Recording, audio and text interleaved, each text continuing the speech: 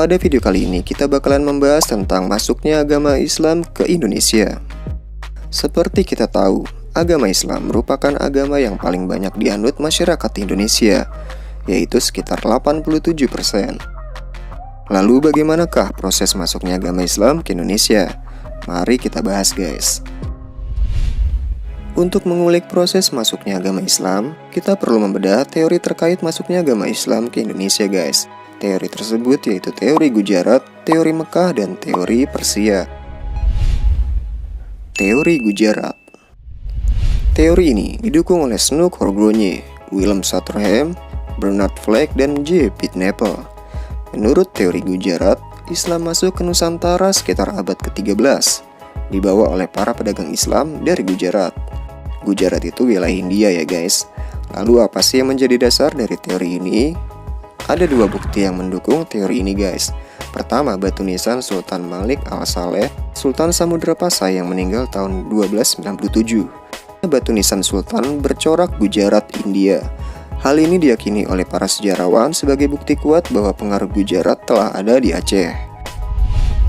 Bukti kedua yaitu tulisan Marco Polo, seorang pedagang dari Venesia, Italia yang menyatakan pernah singgah di Perlak pada tahun 1292 dan mendapati banyak penduduknya beragama Islam.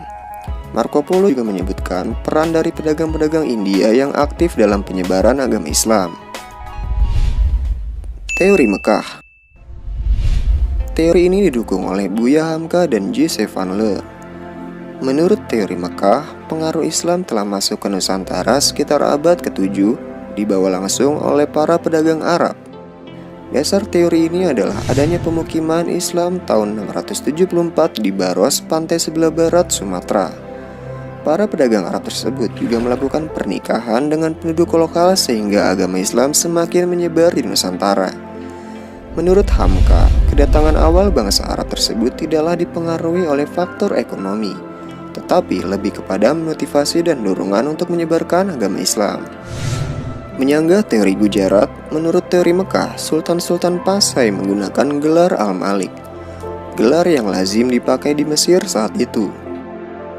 Selain itu, teori ini meyakini Islam yang berkembang di Samudra Pasai menganut mazhab Syafi'i, mazhab besar di Mesir dan Mekah pada masa itu.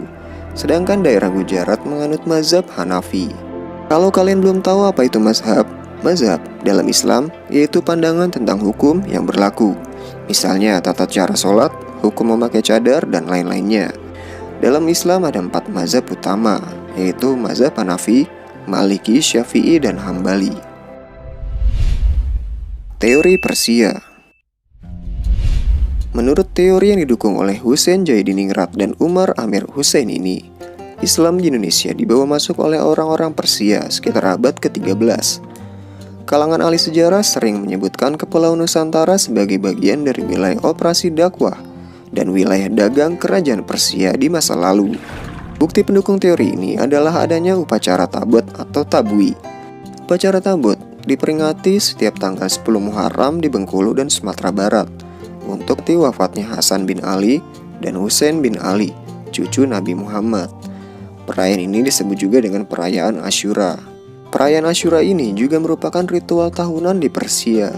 Tradisi dan lambang-lambang yang ditampilkan dalam upacara tabut memiliki kesamaan dengan tradisi di Persia.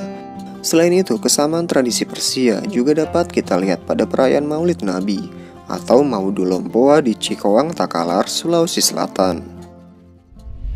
Oke guys, demikianlah pembahasan mengenai masuknya agama Islam ke Indonesia. Semoga bermanfaat dan menambah wawasanmu ya. Jangan lupa untuk meninggalkan jejak di kolom komentar jika kamu punya pendapat lain. Akhir kata, salam Jas Merah.